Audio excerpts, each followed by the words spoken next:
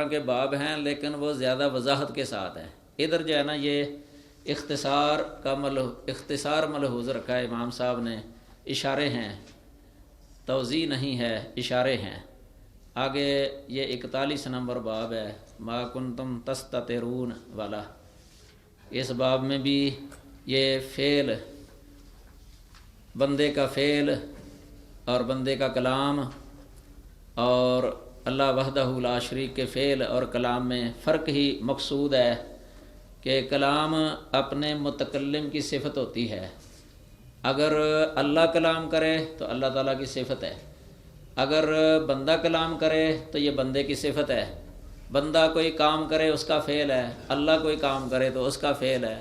اللہ چونکہ خالق ہے غیر مخلوق، تو اس کی صفات بھی اسی طرح ہی غیر مخلوق ہیں. بندہ چونکہ خود بھی مخلوق ہے نا، تو اس کا فعل اور اس کا کسب، اس کا کلام کرنا یہ بھی مخلوق ہے. تو اگر اس نے کلام کیا ہے اللہ تعالیٰ کے کلام کے ساتھ، اس اعتبار سے کہ یہ جو متکلم بہی ہے یہ اللہ کا کلام ہے، لیکن تکلم کرنا، اس کے ساتھ تکلم کرنا، اس اعتبار سے بندے کی طرف نسبت ہوگی، بندے کا فعل سمجھا جائے گا اور اللہ کی مخلوق سمجھی جائے گی.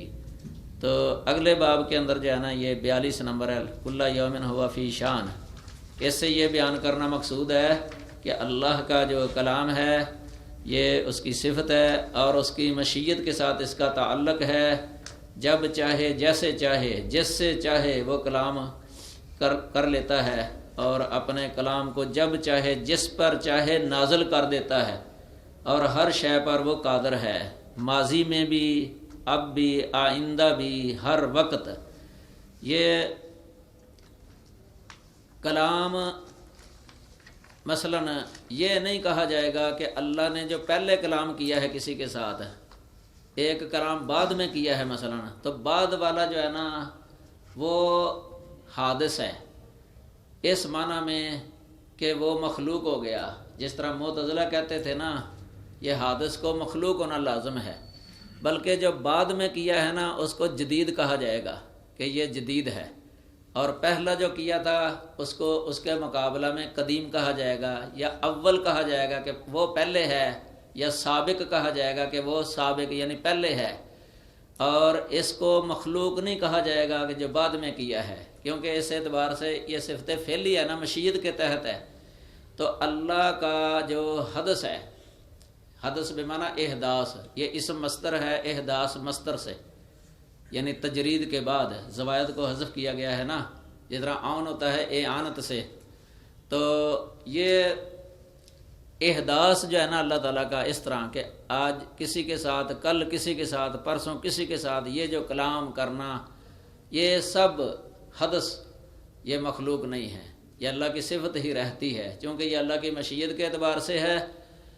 اور یہ حدث جو ہے نا اس کے اندر یہ اللہ کی صفت بنتی ہے، اور حدث کو مخلوق ہونا لازم نہیں ہے کہ اللہ تعالیٰ کی یہ حوادث جو ہے نا یہ مخلوق ہیں، یہ نہیں ہے.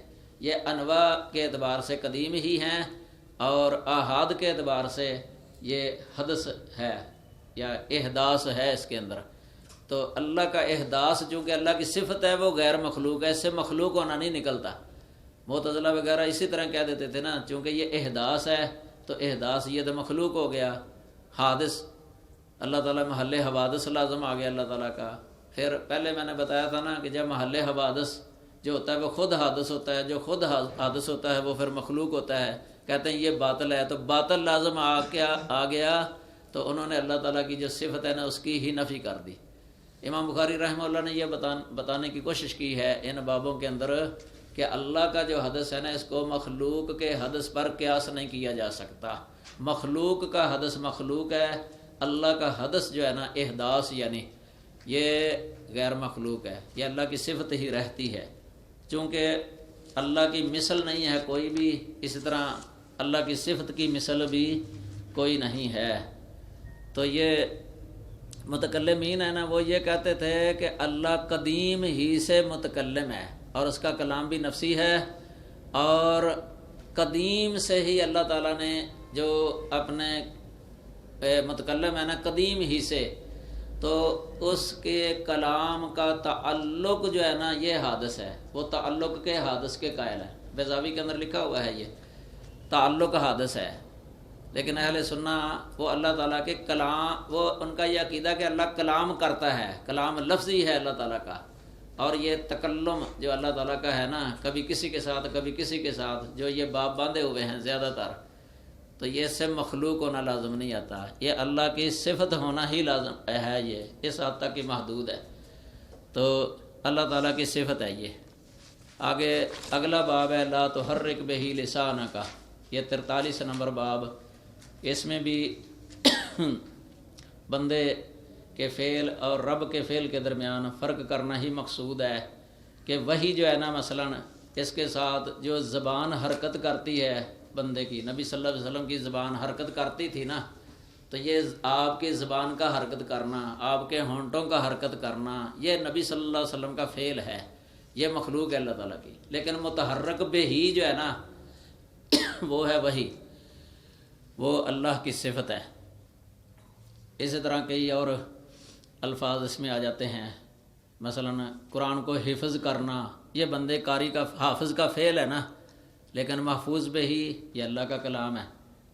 اسی طرح تذکر متذکر بہ ہی، تذکیر مذکر بہ ہی، اسی طرح یہ خط یعنی اس کو لکھنا، کتابت اس کو لکھنا، اور مکتوب بہ ہی، ان دونوں میں فرق ہو جائے گا۔ فہم اور مفہوم بہ ہی، یہ اس کو سمجھنا یہ بندے کا فعل ہے، اور مفہوم بہ ہی جس کو سمجھا گیا ہے نا یہ اللہ تعالیٰ کا کلام ہے۔ اس طرح اتعاظ یعنی اس سے واعظ نصیحت لینا، اتعاظ بندے کا فعل ہے، اور متعظ بہ ہی یہ وہ کلام ہے، اللہ تعالیٰ کی صفت ہے۔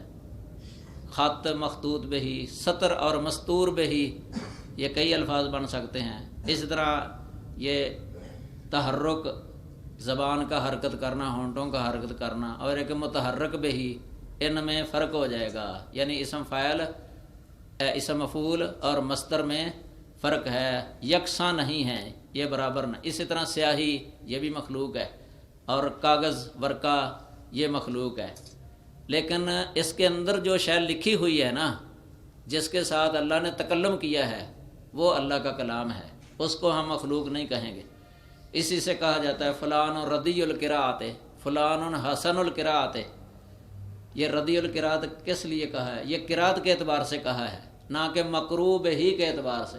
حسن القراءت جو کہا گیا یہ بھی اسی طرح قراءت کی بنسبت کہا گیا ہے، نہ کہ مقروب ہی کی بنسبت، کیونکہ مقروب ہی جو ہے نا یا مطلوب بہی، اس میں یہ تقسیم نہیں ہو سکتی، یعنی ردی ہونا اور حسن ہونا، وہ حسن ہی حسن ہے، اللہ کا کلام حسن ہی حسن ہے، تو اس میں رداعت کا دخل نہیں ہے، ذرہ سا بھی دخل نہیں ہے۔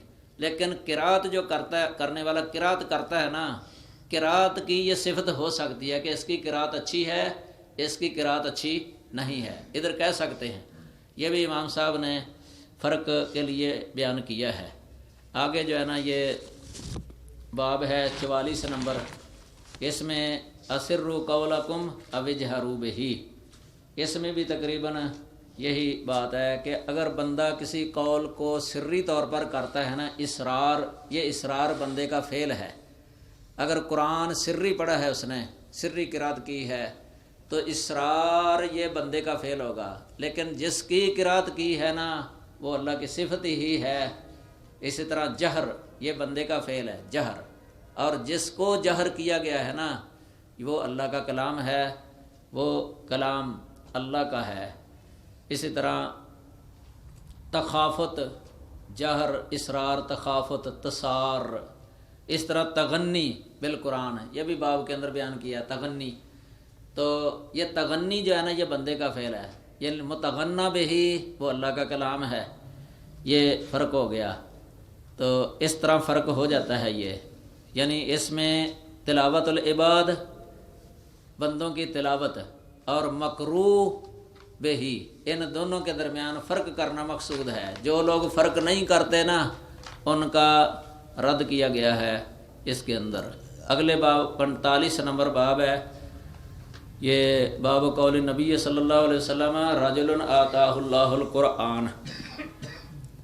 یہاں بھی مختلف اسالیب میں یہ فعل عبد یعنی تلاوت اور قرات اور مطلوب اور مقروء کے درمیان فرق کرنا چاہا ہے۔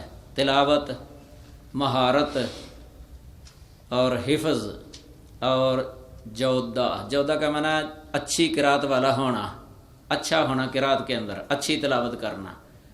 اسی طرح یہ مد کرنا، مثلا مد کرنا یہ بندے کا فعل ہے، مد کرنا۔ اسی طرح ترتیل یہ بندے کا فعل ہے، ترتیل مرتل بہ ہی وہ اللہ کی صفت ہے۔ فرق ہو گیا نا اسم مفعول اور مصدر کے درمیان۔ اسی طرح تطریب تحسین یہ صفتیں ہیں بندے کی، اور ان کی ضد بھی، یعنی ترتیل کے ساتھ جو نہیں پڑھتا مثلا نہ پڑھنا، وہ بھی بندے کا ہی فعل ہوگا نا، غیر مرتل پڑھنا۔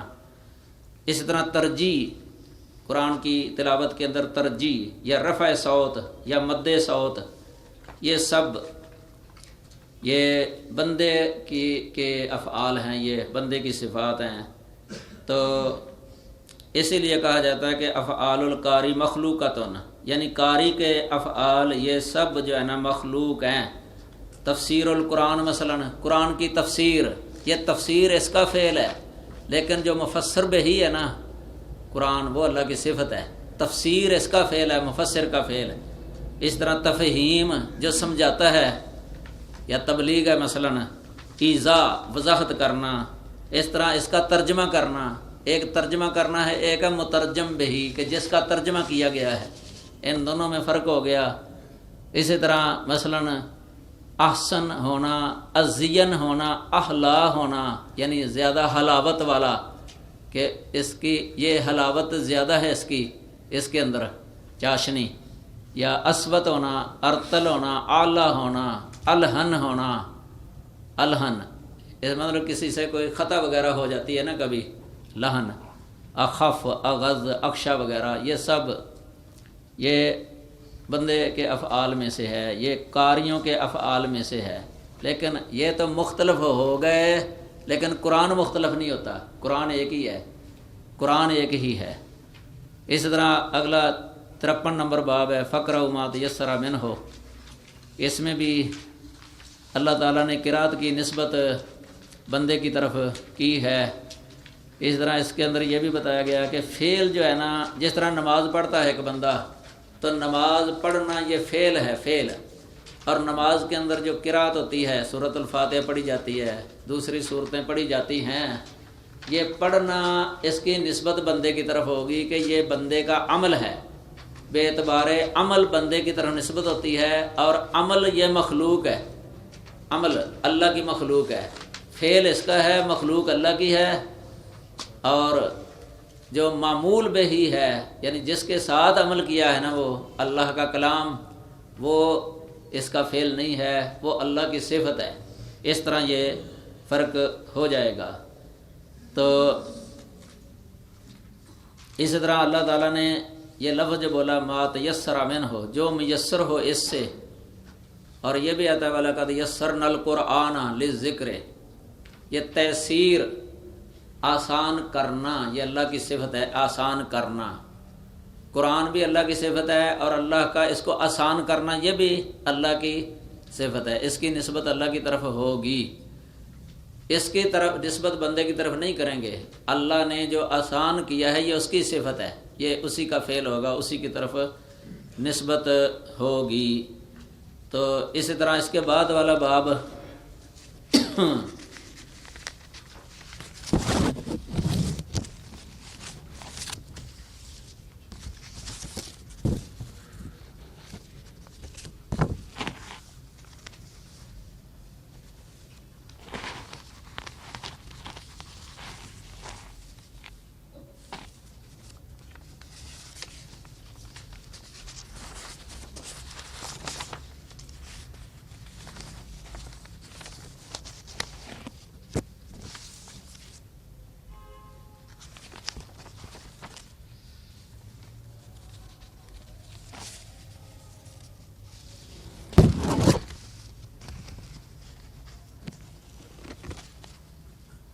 55 نمبر ہے یہ باب قول اللہ بل ہوا قرآن مجید فی لوح محفوظ.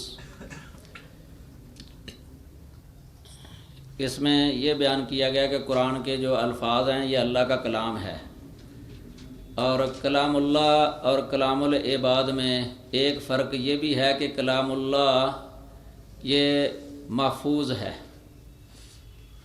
محفوظ، اور کلام العباد اس طرح محفوظ نہیں ہوتا جس طرح اللہ کا کلام محفوظ ہے. اسی طرح قرآن مجید کا مصحف کے اندر ہونا، اس کا مطلب ہے اس میں یہ مکتوب ہے. مصحف یعنی قرآن کے نسخے کے اندر ہونا کلام اللہ کا، اس کا مطلب یہ ہے کہ اس کے اندر یہ مکتوب ہے. جس طرح قرآن کے نسخے کے اندر لفظ اللہ لکھا ہوتا ہے، اللہ، تو یہ اللہ لفظ مکتوب ہے، اللہ مکتوب ہے. اس طرح کلام اللہ، یہ کلام جو ہے نا اپنے متکلم کے ساتھ قائم ہوتا ہے. کلام اللہ، اللہ کا جو کلام ہے یہ اللہ کا ہی کلام ہے. اب اگر قاری اس کو پڑھتا ہے، کوئی انسان اس کو پڑھتا ہے، تو اس پڑھنے کی وجہ سے اس کا کلام نہیں بن جائے گا کہ یہ اس کا کلام ہو گیا ہے. نسبت اس کی کس کی طرف رہے گی؟ اللہ کی طرف. پڑھے چاہے کوئی، پڑھنے والے کی طرف نسبت نہیں ہوگی. یہ تو عام طور پر ہم بھی کہہ دیتے ہیں، میں خطیب صاحب پڑھتے ہیں کوئی شعر علامہ اقبال کے، تو کبھی کسی نے کہا ہے کہ یہ شعر اس خطیب صاحب کا ہے، یہ کلام اس خطیب صاحب کا ہے. یہ کبھی نہیں. یہ چونکہ جو اول متکلم ہوتا ہے نا، کلام کی نسبت اسی کی طرف کی جاتی ہے. تو قرآن کا اول متکلم کون ہے؟ اللہ. اس لیے کلام باری تعالیٰ قرآن مجید کی نسبت اللہ ہی کی طرف ہوگی، چاہے کوئی بھی اس کی تلاوت کرے، یہ اللہ کا ہی کلام کہا جائے گا. اس لیے تو دیکھو فرق کرنے کے لیے کہا جاتا ہے نا کہ یہ اللہ کا قول ہے، اور حدیث کے بارے میں کہا جاتا ہے کہ نبی صلی اللہ علیہ وسلم کا فرمان ہے. اور اگر موقوف حدیث ہو تو کہا یہ صحابی کا قول ہے. اگر مقطوع ہو، تابعی یا تبع تابعی کی طرف اس کی نسبت ہوتی ہے. اگر کسی صحابی کا قول ہو مثلا، اس کی نسبت کر دیں کہ اللہ تعالیٰ کا قول ہے، یہ غلط ہو جائے گا نا. یا اللہ کے قول کی نسبت کر دیں نبی صلی اللہ علیہ وسلم کی طرف، غلط ہو جائے گا. یا اللہ کے قول کی نسبت کر دیں کسی صحابی کے قول کی طرف، یہ غلط ہو جائے گا. یعنی جو اول متکلم ہوتا ہے نا، کلام کی نسبت اسی کی طرف کی جاتی ہے.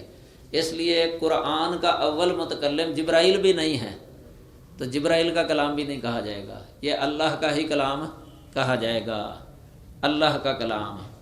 اس لیے اللہ وحدہ لا شریک کے کلام کی نسبت جو ہے نا، یہ غیر اللہ کی طرف نہیں کی جائے گی، تو اللہ کی طرف ہی اس کی نسبت ہوگی. یہ مجموع فتاوی 5 نمبر جلد ہے، 12 نمبر جلد 517 اور 518 نمبر، اس میں یہ باتیں لکھی ہوئی ہیں کچھ، یہ جو بیان کی گئی ہیں. تو آگے باب ہے باب قراءۃ الفاجر والمنافق، فاجر اور منافق کی قراءت کا بیان.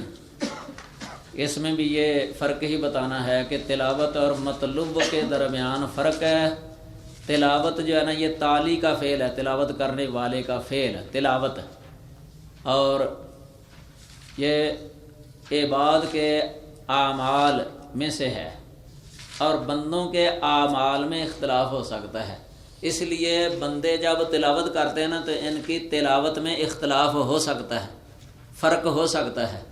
لیکن جو مطلوب بہی ہے نا وہ ایک ہی رہتا ہے، اس میں فرق نہیں ہوتا. اس لیے کئی تالی ان کی تلاوت پر اجر و ثواب مرتب نہیں ہوتا. کئی تالی ایسے ہوتے ہیں کہ ان کی تلاوت پر اجر و ثواب مرتب ہو جاتا ہے. تو یہ فرق ہو گیا نا، تلاوت میں فرق ہو گیا، لیکن مطلوب بہی میں کوئی فرق نہیں ہے، وہ یکساں ہی رہتا ہے چاہے کوئی بھی اس کو پڑھے. تو یہ اس میں امام صاحب نے یہ بیان کیا ہے. اگر مطلوب اور تلاوت کے درمیان کوئی فرق نہ ہوتا تو پھر سب کی تلاوت یکساں ہی ہونی تھی، برابر، حالانکہ سب کی تلاوت یکساں نہیں ہے۔ منافق کی بھی تلاوت ہے، مثلا یہود و نصارہ کی بھی تلاوت ہے، مسلمانوں کی بھی تلاوت ہے، تو تلاوت میں فرق ہو جاتا ہے، لیکن مطلوب میں فرق نہیں ہے۔ اگر ان دونوں میں فرق نہ ہوتا، مصدر اور اسم مفعول میں، تو پھر یہ تفاوت نہیں ہونا تھا، سب یکساں ہی ہونے تھے۔ یہ امام صاحب نے باریک فرق بیان کیا ہے۔ اور آخری باب میں امام صاحب نے یہ باب قول اللہ ونضع الموازین القسط لیوم القیامہ، یہ آخری حدیث، اس پر تقریبات تو آپ نے کافی سنی ہوں گی، تو مفصل باتیں ہیں اس کے بارے میں، لیکن مختصر طور پر جو ہے نا امام بخاری کا جو اصل مقصد ہے اور اس کا جو ماضی کے ابواب کے ساتھ اس کا تعلق ہے، چونکہ یہ پہلے میں نے بتایا تھا کہ حافظ ابن حجر رحمہ اللہ نے فتح الباری میں لکھا ہے، جب 30 باب ابھی باقی رہتے تھے اس وقت ایک باب کے تحت لکھا تھا کہ یہ کلام باری تعالیٰ اس کے بارے میں، یعنی یہ فرق معلوم کرنے کے لیے کہ تلاوت اور مطلوب میں فرق ہے، اتنے باب باندھے ہیں امام صاحب نے، تو اب اس باب کا بھی اس کے ساتھ تعلق ہے نا، پھر وہ تعلق ہمارے شیخ حافظ عبد المنان نور پوری رحمہ اللہ وہ اپنی تقریب کے اندر ذکر کیا کرتے تھے، وہ یہ ہے کہ ایک اور اعتبار سے بھی فرق ہے بندے اور اللہ کے فعل کے درمیان۔ وہ فرق یہ ہے کہ بندے کا جو کلام ہے نا یہ موزون ہو سکتا ہے، لیکن اللہ کا کلام موزون نہیں ہو سکتا، وہ یہ بیان کیا کرتے تھے، کیونکہ کوئی یہ نہیں کہہ سکتا کہ میں نعوذ باللہ من ذالک کہ اللہ تعالیٰ کی ذات کا وزن ہو سکتا ہے، یہ نہیں کہہ سکتے، ہو ہی نہیں سکتا، کیونکہ یہ غلط ہے۔ اللہ کی ذات کا وزن ترازو کے اندر رکھ کے یہ بالکل غلط ہے، نظریہ ہی غلط ہے، اس طرح کا بنانا تصور بھی نہیں بلکہ کرنا چاہیے۔ تو جیسے اللہ کی ذات موزون نہیں، اس طرح اللہ کی جو صفت ہے، صفت یہ بھی موزون نہیں۔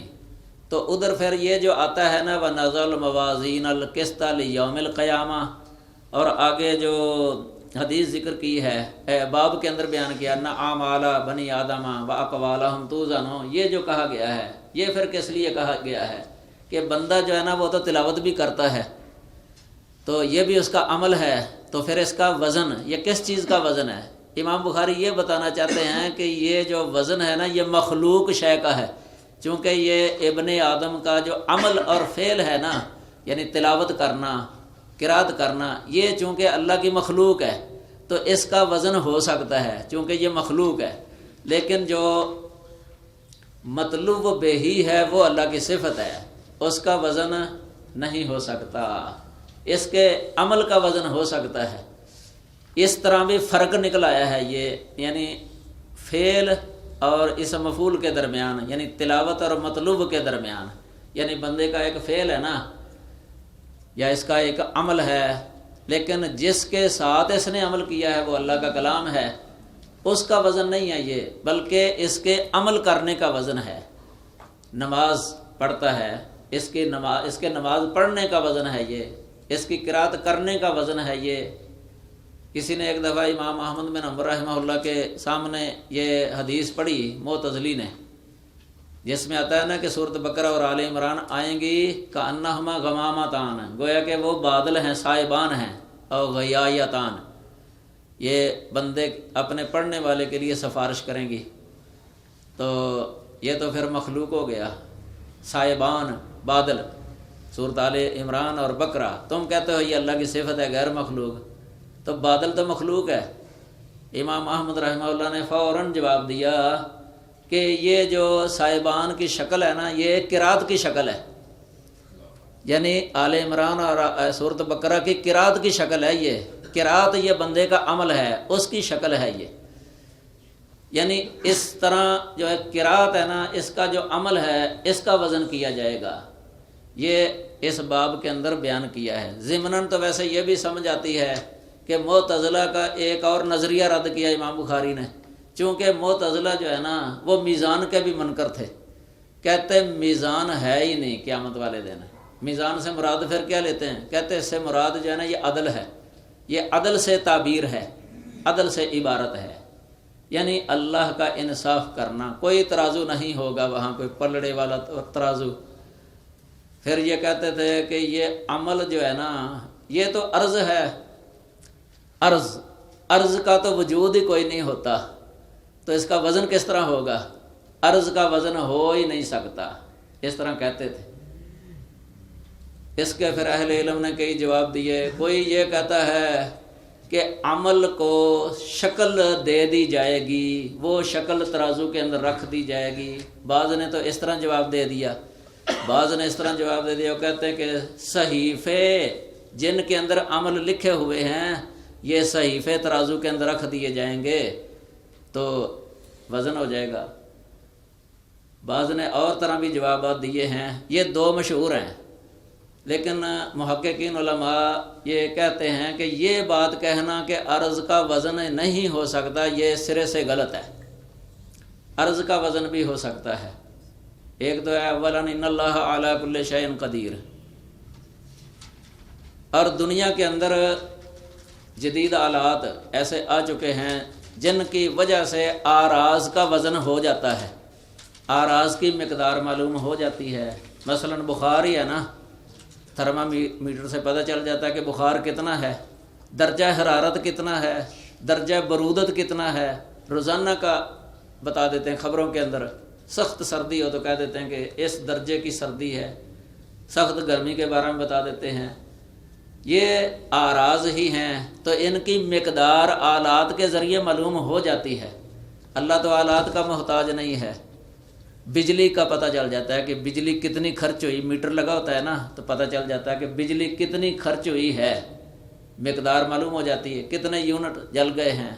حالانکہ بجلی یہ علیحدہ وجود نہیں ہے، کیونکہ عرض کی جو یہ تعریف کرتے ہیں نا، القائم بغیر ہی، جو اپنے غیر کے ساتھ قائم ہو، یہ انسان کے جو اعمال ہیں، اس کے افعال اور اس کی صفات، ان کو کہتے ہیں آراز۔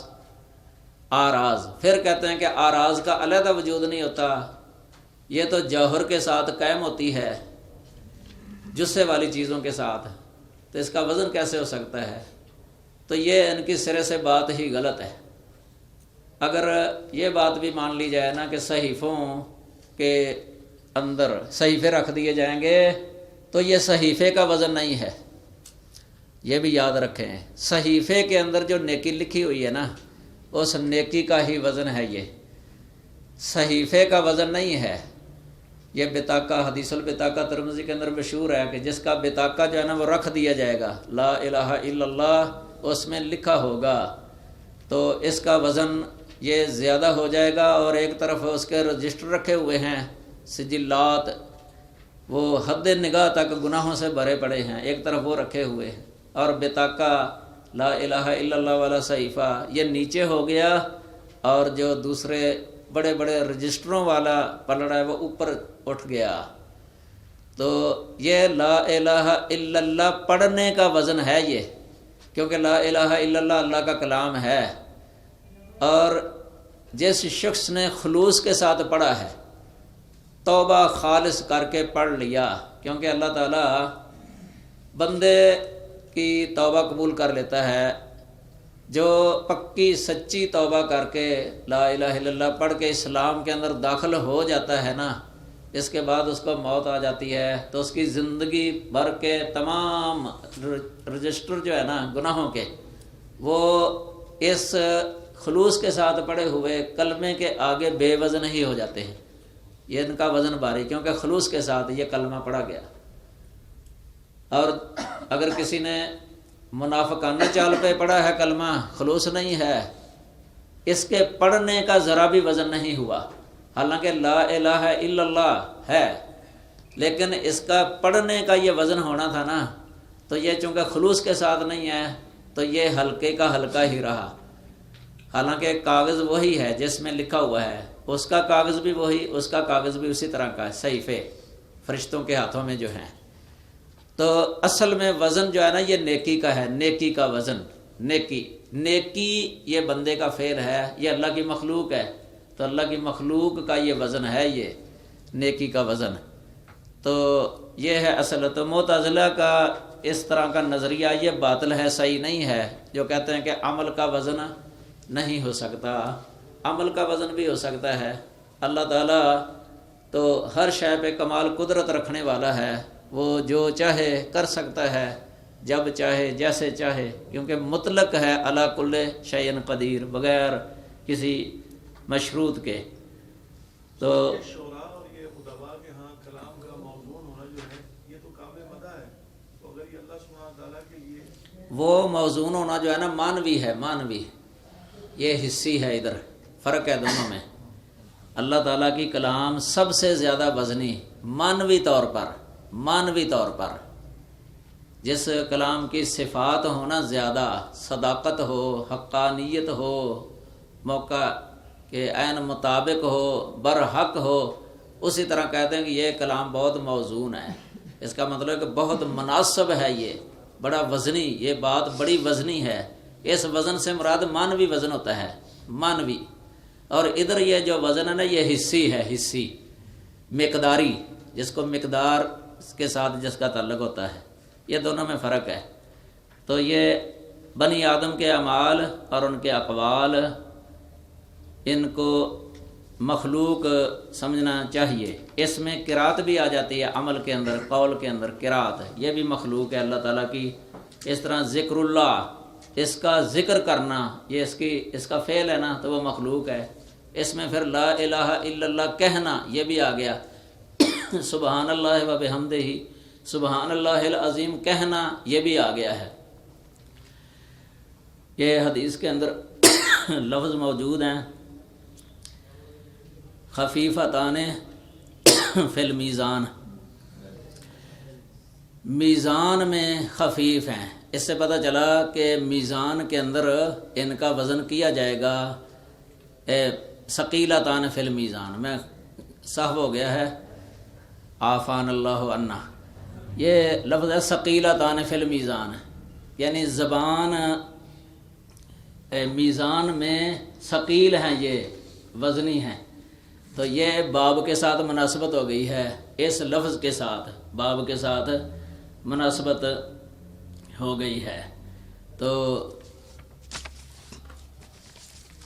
اس کے بارے میں ایک بات یہ بھی یاد رکھیں، یہ جو خفیفتان کہا ہے نا کہ زبان خفیفتان علی اللسان، اس کی وجہ جو ہے نا، یہ جو قسطلانی کی شرح ہے نا ارشاد الساری، اس میں لکھی ہوئی ہے.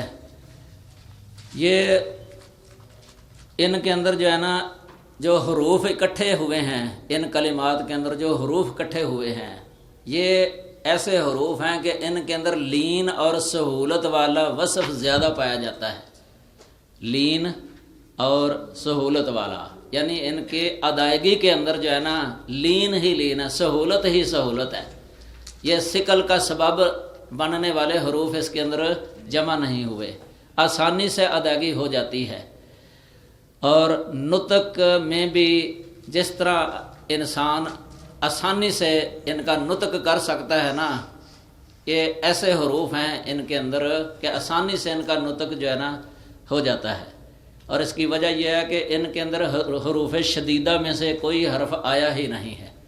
حروف شدیدہ یہ آجدوں کا قطبتا، تجوید کی کتابوں کے اندر بھی لکھا ہوتا ہے، یہ ان میں سے کوئی حرف اکٹھا نہیں ہوا. اور اسی طرح ان میں حروف استعلاء میں سے 2 حرفوں کے علاوہ کوئی حرف نہیں آیا. حروف استعلاء وہ حروف ہیں کہ جن کی ادائیگی کے میں جو ہے نا زبان اوپر کی طرف اٹھتی ہے، جس کی وجہ سے ثقل پیدا ہو جاتا ہے. صرف 2 حرف آئے ہیں، ان میں سے ایک با ہے اور ایک زوا ہے. سبحان اللہ با ہے نا، تو عظیم میں زوا ہے. یہ حروف استعلاء میں سے ہیں. یہ حروف استعلاء جو ہے نا صاد، طا، ظا، ضاد، خا، غین، قاف، یہ حروف استعلاء کہلاتے ہیں. اسی طرح تیسرے نمبر پر ان میں سا اور شین بھی نہیں آیا. کلمات کے اندر سا آ جائے یا شین آ جائے تو یہ ثقل کا سبب بنتے ہیں. تو چوتھے نمبر پر یہ ہے کہ عربی لغت کے حساب سے عرب کے نزدیک افعال اسماء سے زیادہ ثقیل ہوتے ہیں. اسماء کے اندر خفت ہوتی ہے، افعال کے اندر ثقل ہوتا ہے. تو ان کلمات کے اندر فعل کوئی بھی نہیں آیا، فعلوں میں سے کوئی فعل نہیں آیا. 5ویں نمبر پر یہ ہے کہ اسماء میں سے جو غیر منصرف ہے نا وہ اثقل ہوتا ہے منصرف کی بنسبت، کیونکہ منصرف کے اندر جو ہے نا ہر طرح کی حرکت آ جاتی ہے، تنوین، رفع، نصب، جر سب آ جاتے ہیں، تو خفت ہوتی ہے. اگر کوئی شرط لگا دی جائے نا کہ ادھر یعنی تنوین نہیں آئے گی مثلا، تو اس کی وجہ سے ثقل پیدا ہو جاتا ہے ادائیگی کے اندر. تو ان میں غیر منصرف بھی کوئی نہیں ہے، یہ بھی خفت کا سبب ہے. تو اسی طرح 6 نمبر پر یہ حروف لین میں سے تینوں حروف اس کے اندر جو ہے نا جمع ہو گئے ہیں، واو، الف، یا. تو قصہ مختصر یہ ہے کہ ان میں حروف سہلہ خفیفہ زیادہ ہیں جو ان میں خفت پیدا کرتے ہیں.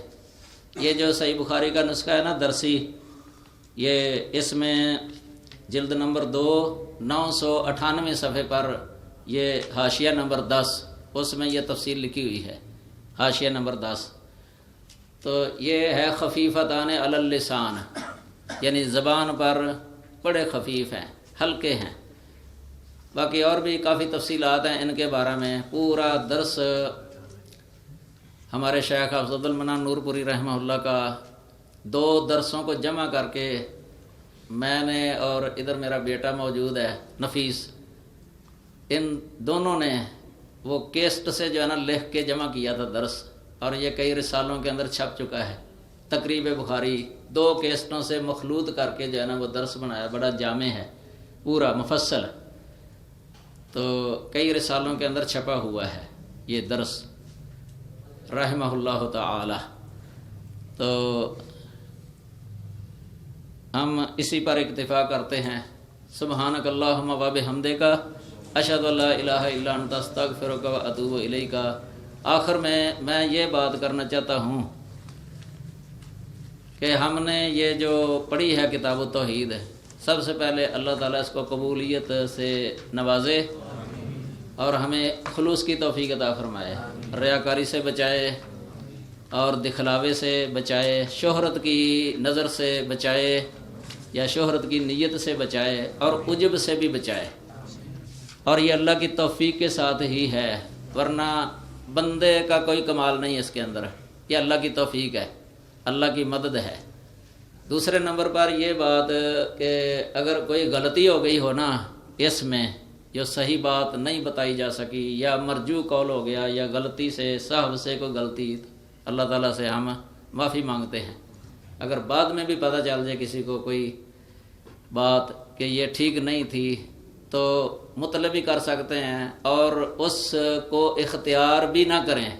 یہ نہ کہیں کہ انہوں نے جو بات بتا دی یہ پکی ہے. تو یہ تو ظاہر ہے، جو دلائل کی روشنی میں جو میں نے سمجھا ہے بیان کر دیا. تو صحباً تو غلطی ہر ایک سے ہو جاتی ہے، کوئی نہ کوئی جو بھی بیان کرتا ہے اس سے غلطی ہو جاتی ہے، بشر ہے نا. تو اللہ تعالیٰ معاف کرے ہمیں، اور اللہ تعالیٰ ہمارے علم کے اندر اور عمل کے اندر برکت ڈالے ہمیشہ، اور ہمیں ایمان اسلام پر اور کتاب و سنت کی اتباع پر قائم رکھے، اور ہمارا خاتمہ بالایمان کرے خیر کے ساتھ. باقی سب ساتھیوں کے لیے دعا ہے کہ اللہ آپ کو بھی علم میں برکت عطا فرمائے اور حافظ قوی کر دے اللہ تعالیٰ سب کے، اور مبلغ بنائے اور صحیح بات آگے پہنچانے کی توفیق عطا فرمائے. سبحانک اللہم و بحمدک، اشہد ان لا الہ الا انت، استغفرک. السلام علیکم. ایک حدیث کی ویسے شرح رہ گئی ہے، وہ انزل القرآن والا سبعۃ احرف، اس کے لیے کافی یعنی تفصیلات ہیں تو لکھی ہوئی ہیں. یہ فتاوی، مجموع فتاوی کے اندر جو ہے نا بڑی بسط سے باس لکھی ہوئی ہے اس پر، اور بھی کئی کتابیں ہیں، مستقل کتابیں ہیں اس پر. کافی کلام ہے یعنی گفتگو، وہ رہ گئی ہے ویسے. چلو